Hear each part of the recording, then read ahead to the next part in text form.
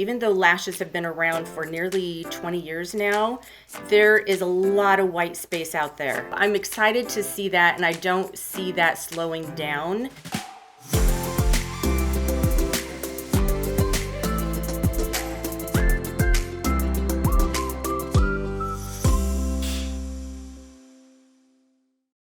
Welcome back to Kim Daily TV. I have a super special guest for you all today. She's a longtime friend. I met this woman many years ago. Her name is Anna Phillips, and she is the founder of the Lash Lounge.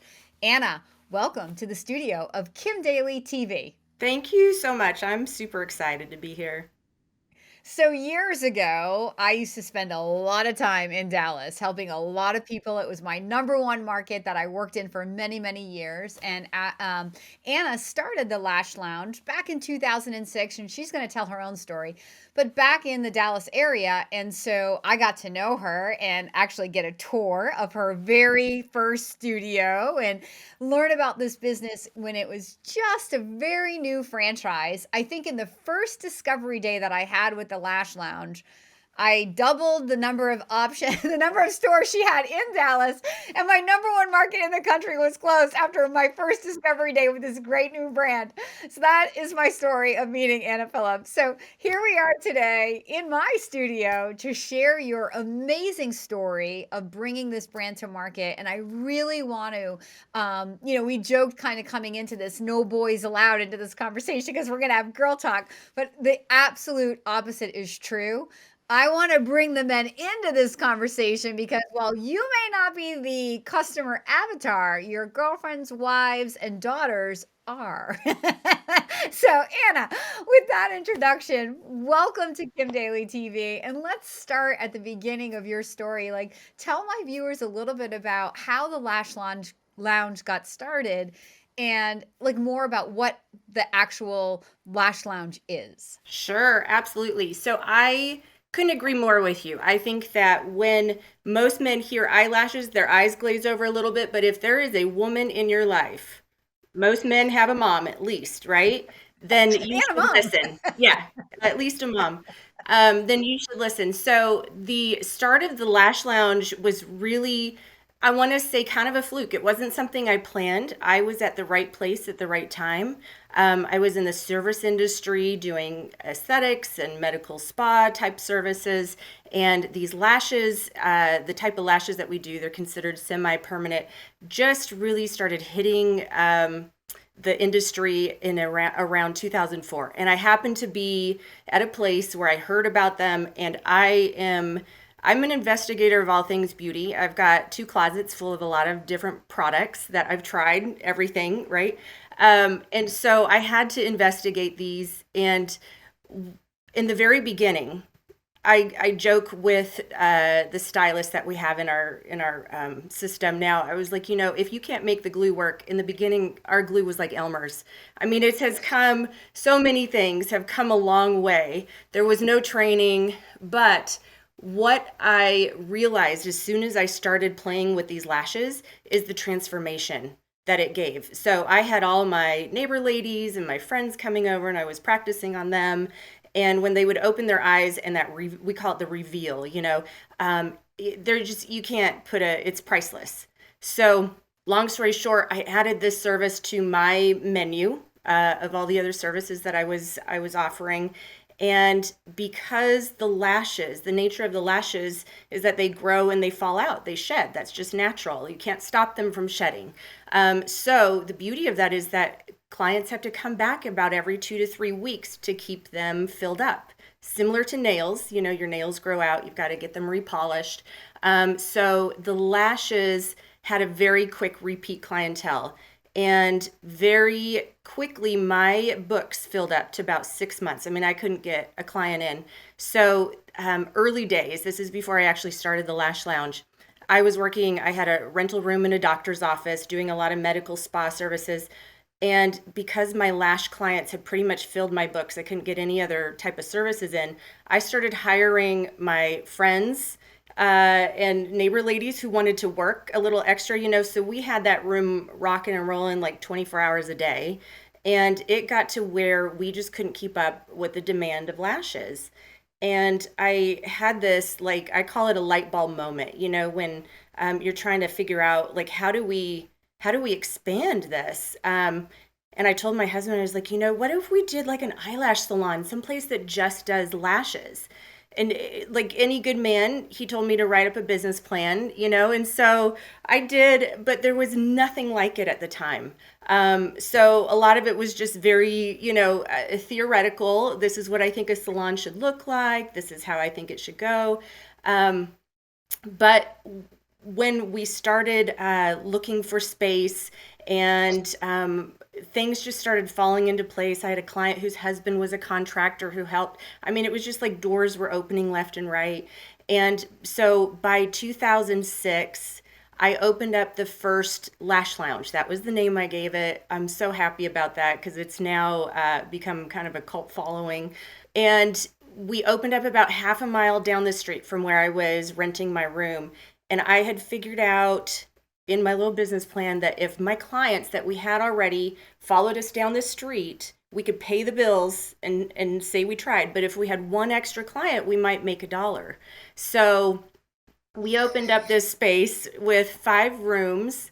And within about 3 months, we were trying to figure out, we had to add a 6th room somewhere. We were so booked up. Um, and I think back to this time because we had no idea uh, what a salon should look like. So we had walls separating the rooms and everything. We had this big empty space in the middle. It was kind of a square retail spot that we were in. And so we had rooms all around the outside, empty space in the middle. And I said, what if we just put a bed there and put like a curtain on hospital tracks? Like, could we do that? Because it's kind of empty space. None of us really thought someone would enjoy getting their lashes on in the middle of this whole space, but it turns out you could put a hammock on the sidewalk and women would lay down for lashes. So, long story short, it worked. And I started, so that was 2006. 2007, I opened up location number 2 and then location number 3 in 2008. And that is when I started looking into franchising. Um, Mostly because I had a client who was in franchising. I had no idea what franchising was about. I just knew that I had a concept that I had proven.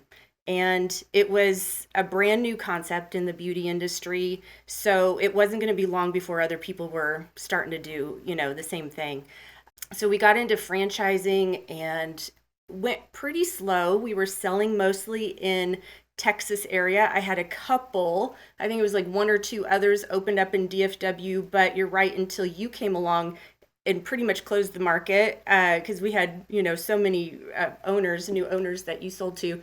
Um, but we went really slow. We were ironing things out. And then fast forward to about 2012, 2013, I had our first competitor came on the scene. And that was when I knew, man, I need to hit the gas pedal or I'm going to get passed up. Um, so I ended up, over the course of about the next year and a half, I found some partners that were steeped in franchising. Um, and we'll talk a little bit about that, I hope. The name is Franworth. And so together we were able to really kind of hit the gas pedal. We sold, I think it was over 400 units in about a year and a half, which is a little bit crazy. I don't totally recommend that. um, I mean, for sanity reasons. But so 2016, 2017, and 18, we sold quite a few, started opening them all.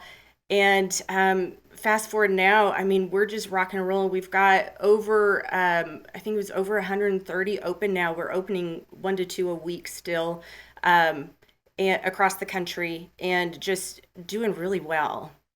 Such a great story, isn't it? It's so fun.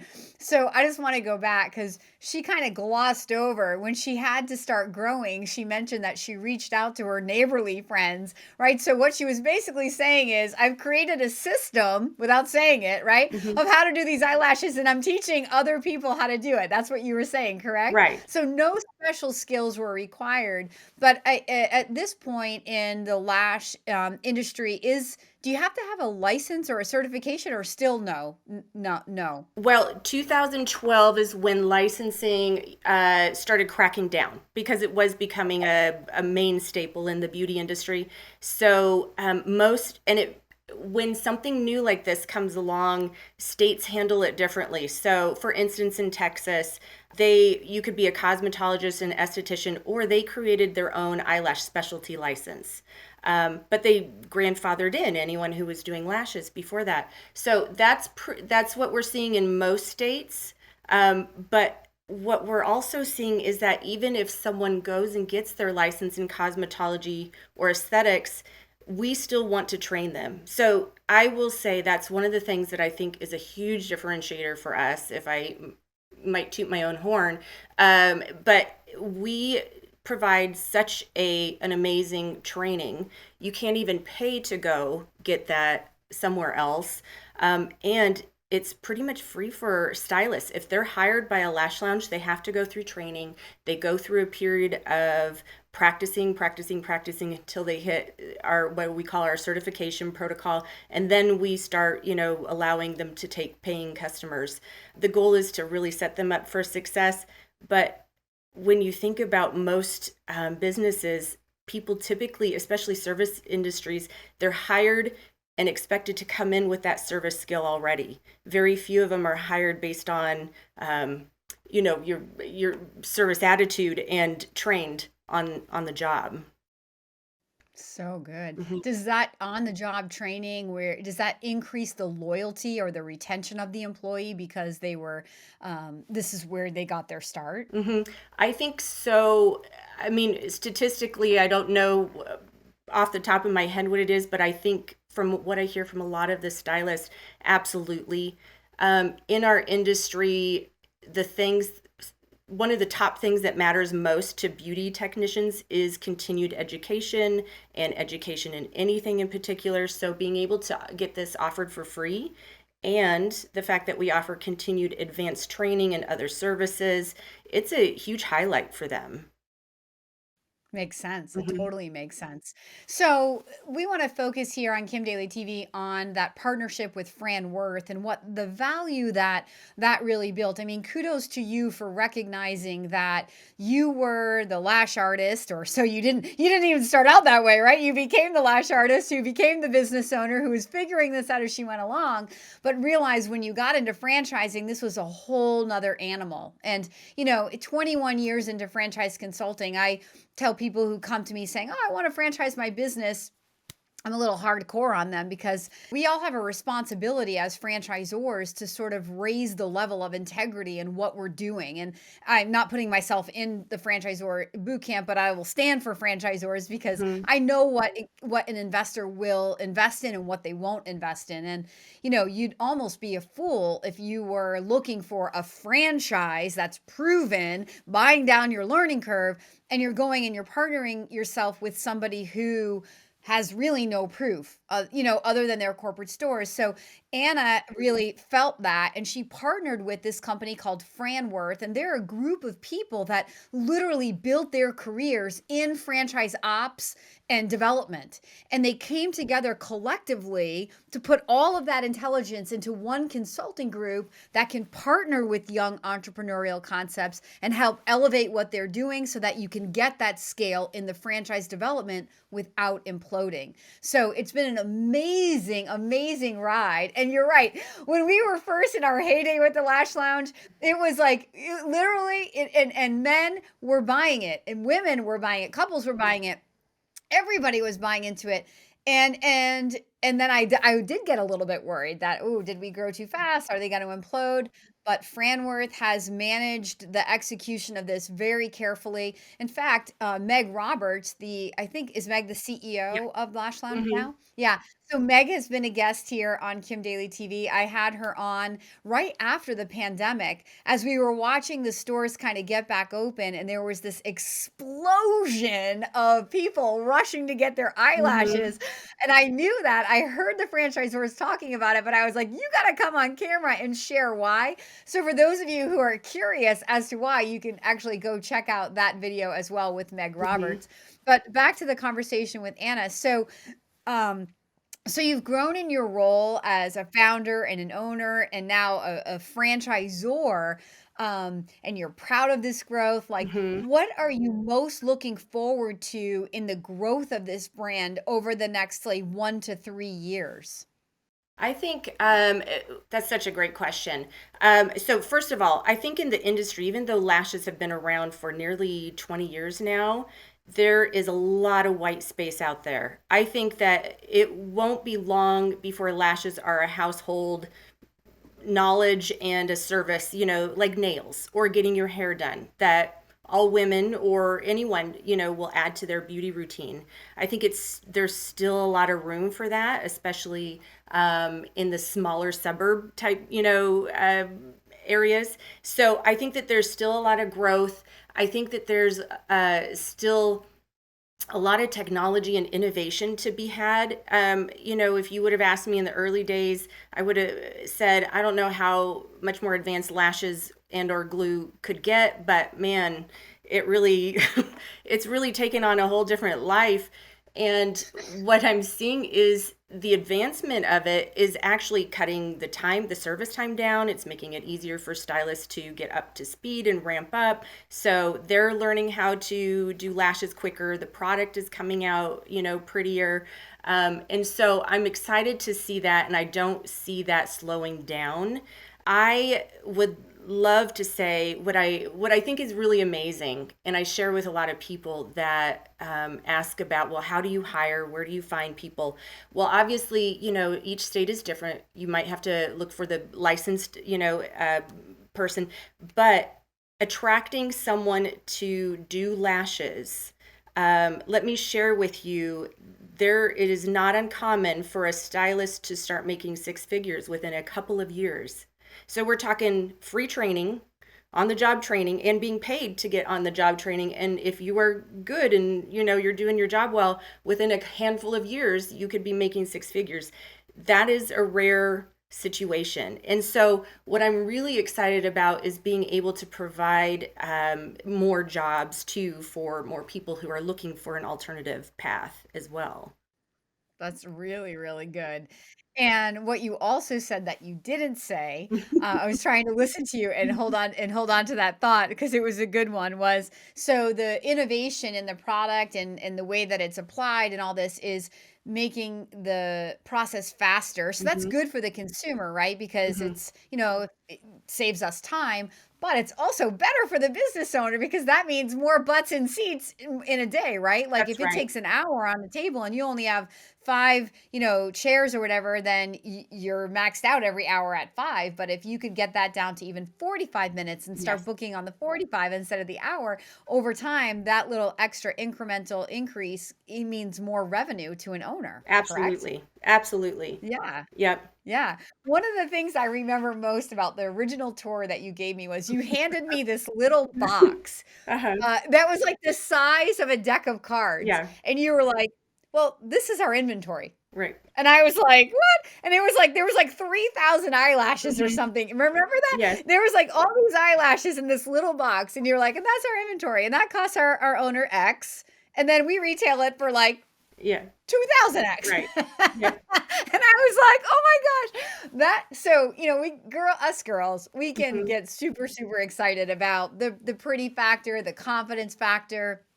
It's no lie. We are not gonna stop trying to look better, feel better. I mean, if you color your hair or you do Botox or you paint your nails or you do eyelashes and that's how you define your look, that is a recession resistant Mm. business because we're not going to stop doing it. But for the investor, right, Hmm. the idea that you could open this small footprint Hmm. and you could have multiple chairs in there, so multiple clients in at the same time. It's not one, it's one to one, but more than one Hmm. cosmetologist or eyelash, or what are they called? A lash artist? Stylist.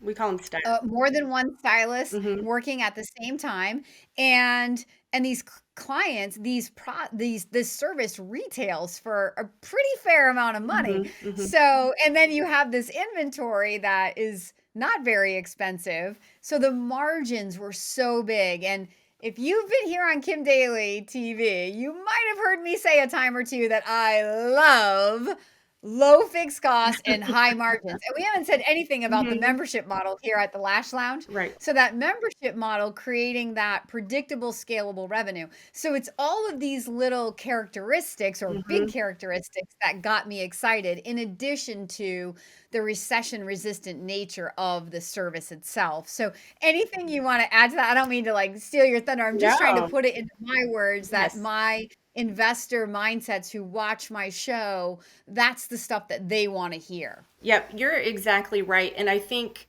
the great thing too is it's not perishable, right? I mean, eyelashes never expire like a food industry or something else that you have to, roll things over or use it up in 3 to 6 months.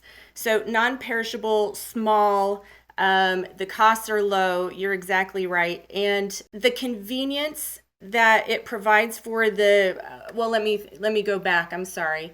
Kim. So for clients, the convenience of the services becoming shorter, and you're right, even an owner being able to get more butts and seats, but for stylists too, being able to see more people in a day.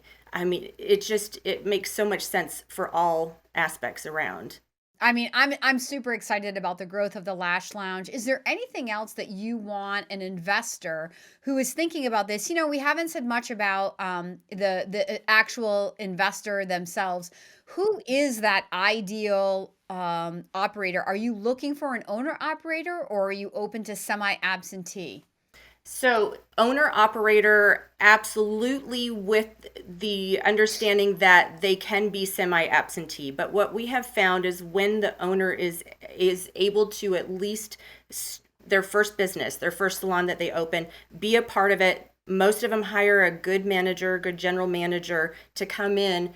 They are the ones that do the best. We understand that a lot of people have their first job and they're looking for an investment, but there needs to be some skin in the game. They need to understand the business model. Like you mentioned earlier, we have memberships, which is fabulous, that has definitely grown the revenue once we started implementing that. So we do have a large amount of male owners, and in my opinion, my humble opinion, I actually feel like they do they're some of the best owners that we have, especially when they're engaged. And I don't know if it is because it's mostly a female driven industry. There's a lot of female stylists, but they work really well for a male owner. So are the men spending time in the Lash Lounge, or are they more focused on the key performance indicators and managing customer experience by managing their team, focused on multi-unit growth? What are those owners actually doing? Yes, so exactly. Most of the men owners are managing from afar. They've got a manager on staff or a lead front desk, and they're overseeing the KPIs, managing, overseeing the hiring, making sure that everything is running smoothly. That's what I typically see. Yeah, so men, we're not saying you have to be in the chair getting your eyelashes done or Hmm. your brows waxed, although you may wanna do that because I think you Hmm. guys do that too, right? It's all gonna go together. I'm just kidding. But we absolutely want you to feel like this is a great investment, and as Anna has said, this I said it's recession resistant, she said that too, but it is, reoccurring. It's membership driven, which creates that predictable, scalable revenue over time. It's a high retail value. I know because I've paid for it Hmm. before, right? So it's not cheap, but it does save the client time in the morning from having to do your eye, put on mascara and take, you literally are, Hmm. shower and you can go. Your eyes are ready to go. So there is that value proposition. But it's that reoccurring nature, the small footprint, the longevity of this, the sustainability of it, and now this partnership with Fran Worth that just brings in so much back end intelligence and support to help these young franchisees get lifted and to be going in the right direction. And that's really the foundation of a very strong brand. And when we're looking at kind of like the total idea of investing in a franchise, it's about that brand equity, right? Long term, right? If as she said in the beginning, if the Lash Lounge has a cult like following and women are just in love with their membership at the Lash Lounge, They tell their girlfriends, their mothers, their friends, and that's how it grows. And so then when you, the investor, have built 2 or 3 locations and you're ready to kind of tap out, that brand equity then has more value to the new buyer coming in, and then that creates a great exit strategy moment for you. So there's nothing in this conversation that shouldn't excite every single listener of Kim Daily TV, because this particular model has every characteristic that I love. Anna, thank you so much Mm. for your time and for sharing your story here with us today. Thank you for having me, Kim. It's been so much fun to connect with you. It's so fun to see you again Yes. after all these years. We come full circle. Right. Right.